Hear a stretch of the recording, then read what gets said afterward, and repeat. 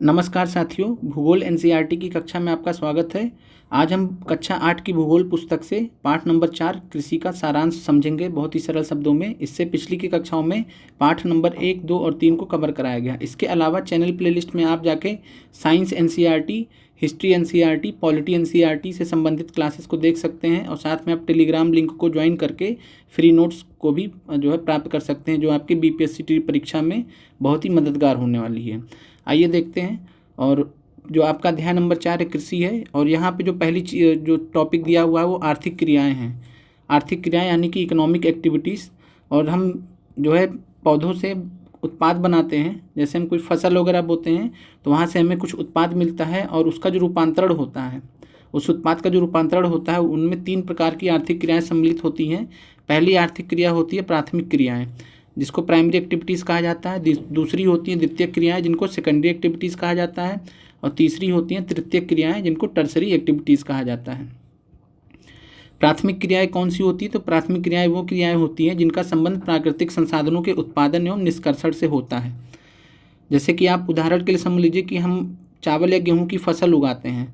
तो चावल या गेहूं की जो फसल की जो हम उगाते हैं, ये हम डायरेक्टली प्रत्यक्ष रूप से हम प्राकृतिक संसाधनों का उत्पादन कर रहे हैं। प्रकृति की मदद से हम चावल और गेहूं का उत्पादन कर रहे हैं और उसका निष्कर्षण कर रहे हैं, कटाई वगैरह करके उसका हम निष्कर्षण कर रहे हैं। तो ये आपका प्राथमिक क्रियाओं के अंतर्गत आता है। और इसके अंतर्गत कृषि से संबंधित एक्टिविटीज़ आती हैं, मत्स्य पालन और साथ में संग्रहण, ये क्रियाएँ आपकी प्राथमिक क्रियाएँ होती हैं। और इसके अलावा अगर बात की जाए द्वितीय क्रियाओं की, तो द्वितीय क्रियाएं कौन सी होती हैं? तो इनमें प्राकृतिक संसाधनों का प्रसंस्करण किया जाता है। यानी हमने प्राथमिक क्रिया के अंतर्गत गेहूं का उत्पादन किया, और गेहूं के उत्पादन के बाद गेहूं का प्रसंस्करण करके हमने रोटी या ब्रेड बनाया। तो रोटी या जो ब्रेड बनाया, तो यह प्रसंस्करण हुआ। तो इस प्रकार जो ब्रेड बनाना, ये द्वितीय क्रियाओं में आ जाता है। और इसका उदाहरण अगर हम देखते हैं तो इस्पात विनिर्माण, मैन्युफैक्चरिंग ऑफ स्टील, द्वितीय क्रियाओं में आता है। डबल रोटी बनाना, पकाना, और इसके साथ में कपड़ा बुनना, तो ये आपका द्वितीय क्रियाओं में आता है। फिर आगे बढ़ते हैं तृतीय क्रियाओं में। तो तृतीय क्रियाएं कौन सी होती हैं? तो प्राथमिक एवं द्वितीय क्षेत्र को सेवा कार्यों द्वारा सहयोग प्रदान करती हैं। तो तृतीय क्रियाओं में ये सेवा क्षेत्र से संबंधित होता है, और ये प्राथमिक तथा द्वितीय क्षेत्र को सेवा कार्यों द्वारा सहयोग देती हैं। जैसे कि यातायात, व्यापार, बैंकिंग, बीमा, विज्ञापन, ये सभी तृतीय क्रियाओं के उदाहरण हैं। आगे बढ़ते हैं, और यहाँ पे विभिन्न प्रकार की कृषि के बारे में बताया गया है। तो एग्रीकल्चर या कृषि क्या होता है? तो मृदा की जुताई, फसलों को उगाना, पशुपालन का विज्ञान एवं कला है, इसे खेती भी कहते हैं। और यहाँ पे डिफरेंट प्रकार की जो खेती है उसके बारे में बताया गया, जैसे agriculture, sericulture, pisciculture, viticulture, horticulture. परीक्षा में बार बार यहाँ से प्रश्न पूछा जाता है, तो इसलिए आपको यह ध्यान रखना है। पहला है सेरीकल्चर।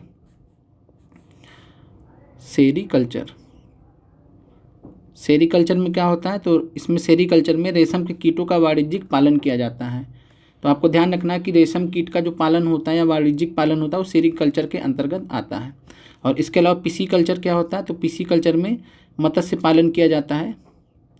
पिसीकल्चर में मत्स्य पालन किया जाता है। फिर है अंगूरों की खेती, तो ये विटीकल्चर से, विटीकल्चर। फिर हॉर्टिकल्चर आता है, और विटीकल्चर में अंगूरों की खेती की जाती है। इसके अलावा हॉर्टिकल्चर में, अगर हॉर्टिकल्चर की बात की जाए, तो वाणिज्यिक उपयोग के लिए सब्जियों, फूलों और फलों को उगाया जाता है। तो आपको ये सेरीकल्चर, पिसीकल्चर, विटीकल्चर और हॉर्टिकल्चर ध्यान रखना। परीक्षा में बार बार यहाँ से प्रश्न पूछे गए हैं। और इसके अलावा जैविक कृषि की बात की जाए, ऑर्गेनिक फार्मिंग, इससे संबंधित आपको जो तथ्य ध्यान रखना है कि भारत का जो प्रथम राज्य है जिसने जैविक कृषि को सबसे पहले शुरू किया था, तो उस राज्य का नाम है सिक्किम। और ये भी परीक्षाओं में कई बार पूछा गया। तो जब भी ऑर्गेनिक फार्मिंग, जैविक कृषि की बात आती है, तो सिक्किम का नाम उसमें लिया जाता है। सिक्किम भारत का ऐसा पहला राज्य है जिसने जैविक कृषि को आरंभ किया।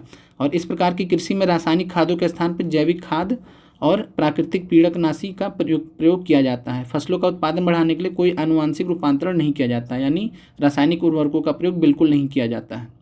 फिर आते हैं कृषि का प्रकार में आते हैं, और कृषि का प्रकार को हम लोग समझते हैं यहाँ पे। तो कृषि का जो प्रकार होता है वो 2 प्रकार में बांटा जाता है। पहला होता है निर्वाह कृषि, सबसिस्टेंस फार्मिंग, और दूसरा होता है वाणिज्यिक कृषि, जिसको कॉमर्शियल फार्मिंग बोलते हैं। हम वाणिज्यिक कृषि को अभी थोड़ी देर बाद पढ़ेंगे। पहले हम निर्वाह कृषि को समझते हैं। और यहाँ पे जो निर्वाह कृषि होता है, यह दो प्रकार से बांटा जाता है। पहला है गहन निर्वाह कृषि, इंटेंसिव सब्सिस्टेंस फार्मिंग, और दूसरा होता है आदिम निर्वाह कृषि। और गहन निर्वाह कृषि में किसान जो है कृषि कार्यों में लगा रहता है, अपने परिवार सहित लगा रहता है। और इसके अलावा जो आदिम निर्वाह कृषि होती है, ये जो आदिम तरीके होते हैं, प्रिमिटिव सब्सिस्टेंस फार्मिंग इसको बोलते हैं। और इसके अंतर्गत दो तरीके आते हैं। पहला होता है स्थानांतरित कृषि और दूसरा होता है चलवासी पशुचारण। इसमें स्थानांतरित कृषि परीक्षा दृष्टि से बहुत महत्वपूर्ण है। इसको कर्तन एवं दहन कृषि भी बोलते हैं और इसी को जो है शिफ्टिंग कल्टीवेशन भी बोलते हैं। तो स्थानांतरित कृषि या कर्तन एवं दहन कृषि स्लैश एवं बर्न एग्रीकल्चर भी इसको बोलते हैं। और यहाँ से प्रश्न आपके परीक्षा में बहुत बार पूछे गए हैं। हम पहले यहाँ पे समझ लेते हैं कि स्थानांतरित कृषि को जो है विश्व के विभिन्न भागों में किन किन नामों से जाना जाता है। तो आते हैं यहाँ पे, तो झूमिंग के नाम से जो है स्थानांतरित कृषि को उत्तर पूर्वी भारत में जाना जाता है।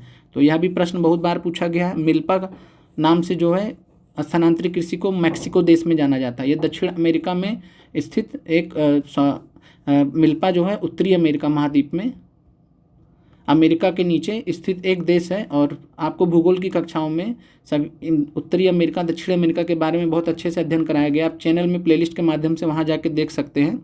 और फिर रोका, ब्राज़ील जो है, ब्राज़ील में स्थानांतरित कृषि को हम रोका कहते हैं। और इसके अलावा लदांग जो है स्थानांतरित कृषि को मलेशिया में लदांग के नाम से जानते हैं। तो झूमिंग उत्तर पूर्वी भारत में, मिल्पा मैक्सिको में, रोका ब्राज़ील में, लदांग मलेशिया में। बहुत महत्वपूर्ण, बार बार परीक्षा में प्रश्न पूछे गए हैं। आते हैं यहाँ पे निर्वाह कृषि को समझते हैं थोड़ा सा।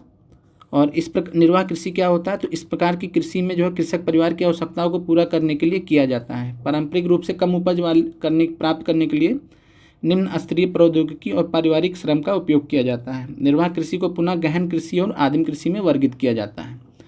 गहन निर्वाह कृषि क्या होता है, तो गहन निर्वाह कृषि में किसान एक छोटे भूखंड पर साधारण औजारों और अधिक श्रम से खेती करता है। अधिक धूप वाले दिनों से युक्त जलवायु, उर्वर मृदा वाले खेत में एक वर्ष से अधिक फसलें उगाई जा सकती हैं।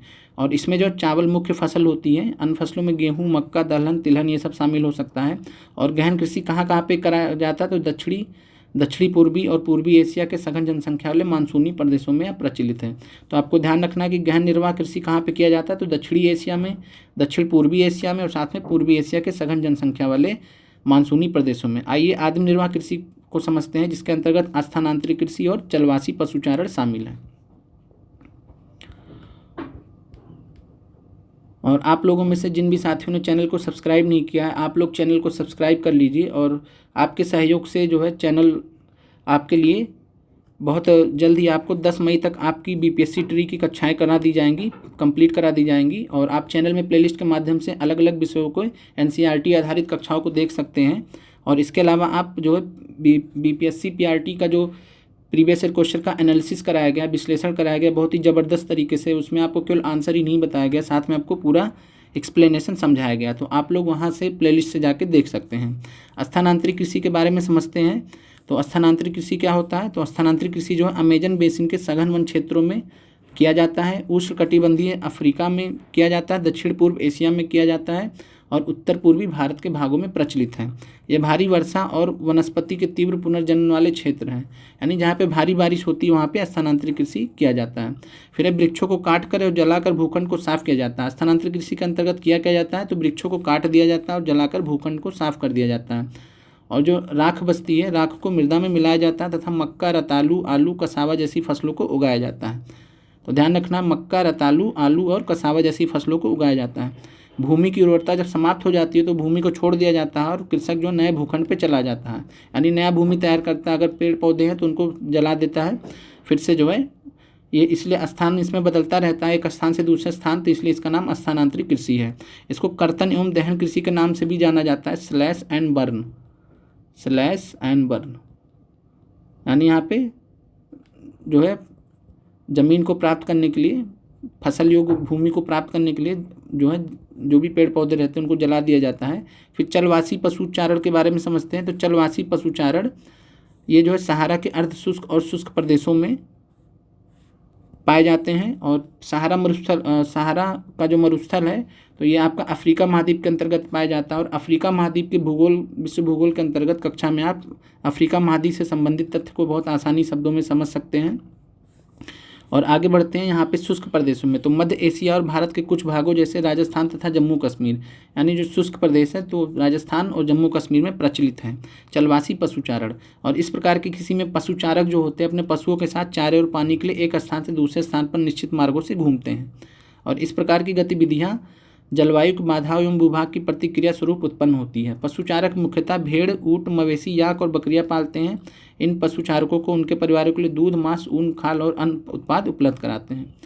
तो आगे बढ़ते हैं वाणिज्यिक कृषि के। तो वाणिज्यिक कृषि के बारे में जो है आप जानते हैं, तो वाणिज्यिक कृषि को जानने से पहले इसको हम समझ लेते हैं। तो वाणिज्यिक कृषि जिसको कॉमर्शियल फार्मिंग बोला जाता है, इसके अंतर्गत 3 प्रकार हैं। पहला है वाणिज्यिक अनाज कृषि जिसको कॉमर्शियल ग्रेन फार्मिंग बोला जाता है, और इसके अंतर्गत गेहूं और मक्का उगाया जाता है। मिश्रित कृषि होती है, मिक्स फार्मिंग, जब एक से अधिक फसलों को एक साथ उगाया जाता है। फिर रोपड़ कृषि बहुत महत्वपूर्ण है, जिसको प्लांटेशन एग्रीकल्चर बोला जाता है। चाय, कहवा, काजू, रबड़, केला और कपास को जो है रोपड़ कृषि के अंतर्गत ही उगाया जाता है।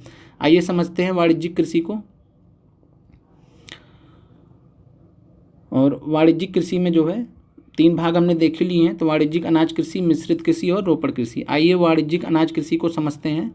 तो वाणिज्यिक अनाज कृषि में फसलें वाणिज्यिक उद्देश्य से उगाई जाती हैं। गेहूँ, मक्का समान रूप से उगाई जाने वाली फसलें हैं।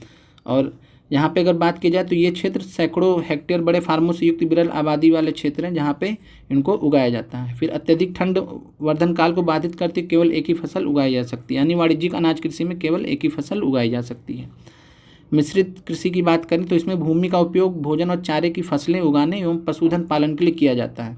यह यूरोप, पूर्वी संयुक्त राज्य अमेरिका, अर्जेंटीना, दक्षिण पूर्वी ऑस्ट्रेलिया, न्यूजीलैंड, दक्षिण अफ्रीका आदि देशों में प्रचलित है। तो आपको मिश्रित कृषि का सिर्फ यहाँ पे कॉन्सेप्ट ध्यान रखना कि मिश्रित कृषि में जो है भूमि का उपयोग भोजन और चारे की फसलें उगाने और पशुधन पालन के लिए किया जाता है। यानी इस तरीके से किया जाता है कि चारा भी मिल जाए, भोजन भी मिल जाए, और जो है उस हिसाब से फसलों को उगाया जाए, तो साथ में पशुधन पालन भी हो जाए। फिर आते हैं रोपड़ कृषि, जो बहुत महत्वपूर्ण है परीक्षा दृष्टि से। और रोपड़ वाणिज्यिक कृषि का एक प्रकार है जहाँ पर चाय, कहवा, काजू, रबड़, केला, कपास की एकल फसल उगाई जाती है, और इसमें बृहद पैमाने पर श्रम और पूंजी की आवश्यकता होती है। रोपड़ कृषि यानी प्लांटेशन एग्रीकल्चर में श्रम और पूंजी की आवश्यकता पड़ती है। उत्पाद का प्रसंस्करण खेतों पर या निकट के कारखानों में किया जा सकता है। इस प्रकार की कृषि में परिवहन जाल के विकास की अनिवार्यता होती है, यानी परिवहन रहेगा तभी हम ट्रांसपोर्ट कर पाएंगे इतने बड़े पैमाने पर। रोपड़ कृषि के मुख्य क्षेत्र कौन से हैं, तो विश्व के उष्णकटिबंधीय प्रदेशों में पाए जाते हैं। मलेशिया में रबड़, ब्राज़ील में कहवा, भारत और श्रीलंका में चाय इसके उदाहरण हैं। तो मलेशिया में रबड़ का उत्पादन और साथ में ब्राज़ील में कहवा का उत्पादन और भारत और श्रीलंका में चाय का उत्पादन जो है रोपड़ कृषि के अंतर्गत किया जाता है। फिर आते हैं मुख्य फसलों के बारे में। तो जो मुख्य फसलें हैं यहाँ पे, तो इसमें सबसे पहला जो मुख्य फसल हुआ है चावल। चावल के बारे में जानते हैं, तो यह विश्व की मुख्य खाद्य फसल है। तो पूरे विश्व की यह सबसे जो है प्रमुख खाद्य फसल है, खाने योग्य फसल है। यह उष्णकटिबंधीय तथा उपोष्णकटिबंधीय प्रदेशों का मुख्य आहार है। और उष्णकटिबंधीय जो प्रदेश होते हैं वो आपके कर्क रेखा तक होते हैं, यानी भूमध्य रेखा से कर्क रेखा के बीच का जो क्षेत्र होता है उसे उष्णकटिबंधीय कहते हैं। और कर्क रेखा से जो आपका जो 35-40 डिग्री नॉर्थ या साउथ का जो क्षेत्र होता है उसको उपोष्णकटिबंधीय प्रदेश बोलते हैं, या समशीतोष्ण जो है प्रदेश बोलते हैं। चावल के लिए उच्च तापमान, अधिक आर्द्रता एवं वर्षा की आवश्यकता होती है। तो ये आपको ध्यान रखना है, चावल के लिए उच्च तापमान, अधिक आर्द्रता और वर्षा की आवश्यकता होती है। और यह फसल चीका युक्त जलोढ़ मृदा जिसमें जल रोकने की क्षमता हो में सर्वोत्तम ढंग से बढ़ती है, यानी जलोढ़ मृदा में चावल की खेती की जाती है। और चीन जो है विश्व स्तर पर बात की जाए तो चीन चावल उत्पादन में अग्रणी है, उत्पादन में नंबर 1 पर है। इसके बाद भारत आता है। और अगर बात किया जाए भारत में तो पश्चिम बंगाल जो है ये भारत में चावल के उत्पादन में अग्रणी राज्य है भारत का। और साथ में जो है आपको यह ध्यान रखना है। फिर गेहूं के बारे में, तो गेहूं के बारे में आपको ध्यान रखना कि भारत में उत्तर प्रदेश में सबसे ज़्यादा गेहूं का उत्पादन किया जाता है। हमने ऊपर देखा चावल का उत्पादन सबसे ज़्यादा पश्चिम बंगाल में, गेहूं का सबसे ज़्यादा उत्पादन उत्तर प्रदेश में किया जाता है। और इसको जो है दोमट मृदा में इसको सर्वोत्तम ढंग से इसका खेती होता है। गेहूं को जो है संयुक्त राज्य अमेरिका, कनाडा, अर्जेंटीना, रूस, यूक्रेन, ऑस्ट्रेलिया और भारत में विस्तृत रूप से उगाया जाता है। सबसे महत्वपूर्ण, भारत में गेहूं को शीत ऋतु में उगाया जाता है। किस फसल के रूप में, तो राबी फसल के रूप में। तो राबी और जायद 3 प्रकार की फसलें होती हैं। और इसमें जो है राबी फसल के अंतर्गत गेहूं को शीत ऋतु में उगाया जाता है भारत में। फिर मोटे अनाजों पे आ जाते हैं। तो मोटे अनाज के रूप में जो है मिलेट बोलते हैं, यहाँ पे दिख नहीं रहा है तो मिलेट। और मिलेट्स को जो है, जो इंटरनेशनल ईयर ऑफ 2023 था उसको मिलेट्स के नाम से जाना गया था, और इंटरनेशनल ईयर ऑफ 2024 है वो इंटरनेशनल ईयर ऑफ कैमलेट्स, जो कैमल की प्रजाति होती है, ऊँट की प्रजाति, उसके नाम से जाना जाता है। ये सब क्लासेस आपको करंट अफेयर्स में भी बताया जाएगा। तो यहाँ पे मिलेट्स के बारे में समझते हैं। बहुत महत्वपूर्ण परीक्षा दृष्टि से इनको मोटे अनाज भी कहा जाता है, और प्रधानमंत्री मोदी जी ने मोटे अनाजों को या मिलेट्स को श्री अन्न के नाम से संबोधित किया था। तो श्री अन्न भी इनको कहा जाता है। और ये जो है कितनी भी जो है विषम परिस्थितियाँ हो, कितना भी सूखा क्षेत्र हो, तो वहाँ पे ये आसानी से उग जाते हैं, और ये कम उपजाऊ तथा बलुई मृदा में उगाए जा सकते हैं। ऐसी फसल में जिसमें कम वर्षा और उच्च से माध्यम तापमान तथा पर्याप्त सूर्य प्रकाश की आवश्यकता होती है। और मिलेट्स के अंतर्गत 3 प्रकार के होते हैं, ज्वार, बाजरा और रागी भारत में उगाया जाता है। अगर ज्वार की यहाँ पे अगर बाजरा की बात की जाए तो बाजरा में जो है राजस्थान नंबर 1 पर है भारत में, और रागी में अगर बात किया जाए तो कर्नाटक है उत्पादन में, और ज्वार की बात किया जाए तो महाराष्ट्र उत्पादन में नंबर 1 पर है। आगे चल के हम इसको समराइज कर देंगे। फिर आगे बढ़ते हैं, और इसके अलावा बात करें तो नाइजीरिया, चीन और नाइजर भी उत्पादन करते हैं मिलेट्स का। भारत अग्रणी राज्य है उत्पादन में। आपको ध्यान रखना है कि विश्व स्तर पे मिलेट्स के या मोटे अनाज का जो उत्पादन होता है, भारत जो है विश्व में नंबर 1 पर है। तो आपको ध्यान रखना है। फिर आगे बढ़ते हैं, मक्का पे आते हैं। तो मक्का के लिए जो है, इसके लिए मध्यम तापमान, वर्षा और अधिक धूप की आवश्यकता होती है, और इसमें जो है सुअपवाहित उपजाऊ मृदा की आवश्यकता होती है। मक्का को जो है उत्तर अमेरिका में, ब्राज़ील में, चीन, रूस, कनाडा, भारत और मैक्सिको आदि में उगाया जाता है। कपास पे आते हैं, बहुत महत्वपूर्ण है। और कपास के अंतर्गत जो है इसकी वृद्धि के लिए उच्च तापमान, हल्की वर्षा, 200 से 210 पाला रहित दिन और तेज चमकीली धूप की आवश्यकता होती है। तो कपास के लिए जो है उच्च तापमान की जरूरत पड़ती है, हल्की वर्षा की जरूरत पड़ती है, 200 से 210 पाल रहित दिन और तेज चमकीली धूप की आवश्यकता पड़ती है। काली और जलोढ़ मृदा में सर्वोत्तम उगती है, और काली मृदा को जो है रेगुर मृदा भी बोलते हैं। तो रेगुर मृदा भी काली मृदा को बोलते हैं। और जो है कपास के मामले में अगर देखा जाए तो भारत में गुजरात राज्य में सबसे ज़्यादा कपास का उत्पादन किया जाता है। और इसके अलावा बात करें तो चीन, संयुक्त राज्य अमेरिका, भारत, पाकिस्तान, ब्राज़ील, ये सब कपास के अग्रणी उत्पादक हैं। और बात किया जाए तो चीन जो है यहाँ पे कपास का अग्रणी उत्पादक है। और भारत में अगर बात किया जाए तो भारत में जो है गुजरात राज्य में जो है सबसे ज़्यादा कपास का उत्पादन होता है। पटसन को जानते हैं, पटसन को जूट भी कहते हैं। और यह प्रश्न पूछा गया था। और पटसन या जूट को सुनहरा रेशा बोलते हैं, गोल्डन फाइबर बोलते हैं, सुनहरा रेशा। और यह जलोढ़ मृदा में अच्छे ढंग से विकसित होता है। तो पटसन या जूट। और इसे उच्च तापमान, भारी वर्षा और आर्द्र जलवायु की आवश्यकता होती है। यह फसल उष्णकटिबंधीय क्षेत्रों में उगाई जाती है। भारत और बांग्लादेश पटसन के अग्रणी उत्पादक हैं। और भारत में अगर बात की जाए तो पश्चिम बंगाल जो है जूट या पटसन के मामले में अग्रणी उत्पादक राज्य है भारत का। आपको यह ध्यान रखना है, परीक्षा दृष्टि से महत्वपूर्ण है। फिर आते हैं कॉफ़ी पे। तो अगर कॉफ़ी की बात की जाए तो जो है पर्वतीय ढाल अधिक उपयुक्त होती है। तो कॉफ़ी के लिए जो है पहाड़ों पर खेती इसकी ज़्यादा अच्छे से होती है। ब्राज़ील कॉफ़ी का अग्रणी उत्पादक है। तो विश्व की बात की जाए तो ब्राज़ील कॉफ़ी का अग्रणी उत्पादक है। इसके बाद कोलंबिया और भारत है। अगर भारत की बात की जाए तो भारत में कर्नाटक राज्य जो कॉफ़ी के उत्पादन में अग्रणी राज्य है भारत का। फिर आगे बढ़ते हैं तो चाय पर आते हैं। और चाय जो है बागानों में उगाया जाता है, और इसमें जो कोमल पत्तियों की वृद्धि के लिए ठंडी जलवायु और वर्ष भर समवितरित उच्च वर्षा की आवश्यकता होती है। इसके लिए सुअपवाहित दोमट मृदा और मंद ढाल की आवश्यकता होती है। पत्तियों को चुनने के लिए अधिक संख्या में श्रमिकों की आवश्यकता होती है, यानी ये लेबर इंटेंसिव क्रॉप है, यानी जिसमें श्रमिकों की अधिक आवश्यकता पड़ती है। और अगर चाय की बात की जाए तो चाय के उत्पादन में भारत में असम राज्य अग्रणी राज्य है। आइए मुख्य फसलों के बारे में समझ लेते हैं। तो चावल की बात की जाए तो भारत में पश्चिम बंगाल अग्रणी राज्य है उत्पादन में। गेहूं की बात की जाए तो उत्तर प्रदेश अग्रणी राज्य है। गेहूं उत्तर प्रदेश के अलावा गन्ना और आलू में भी अग्रणी राज्य है। और मिलेट या मोटे अनाज की बात की जाए तो ये 3 प्रकार के हैं। बाजरा में अग्रणी राज्य राजस्थान है। रागी में अग्रणी राज्य कर्नाटक है। और ज्वार में अग्रणी राज्य महाराष्ट्र है। ये आपका जो है बाजरा वाला प्रश्न पूछा गया था आपसे, रागी या ज्वार का पूछा जा सकता है, तो आपको दोनों चीज़ें ध्यान रखनी है।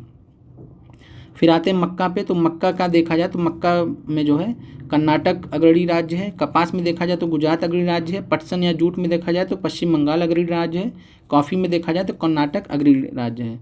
और इसके अलावा चाय में जो है असम नंबर 1 उत्पादन में है भारत में। तो यहाँ पे जो है आपने इन चीज़ों को देख लिया। इसके अलावा कुछ प्रश्न दिए गए हैं, यहाँ से आपको डायरेक्टली परीक्षा में प्रश्न पूछे गए थे। तो पहला है उद्यान कृषि का अर्थ है। तो उद्यान कृषि का अर्थ क्या होता है? तो उद्यान कृषि का अर्थ होता है फलों व सब्जियों को उगाना।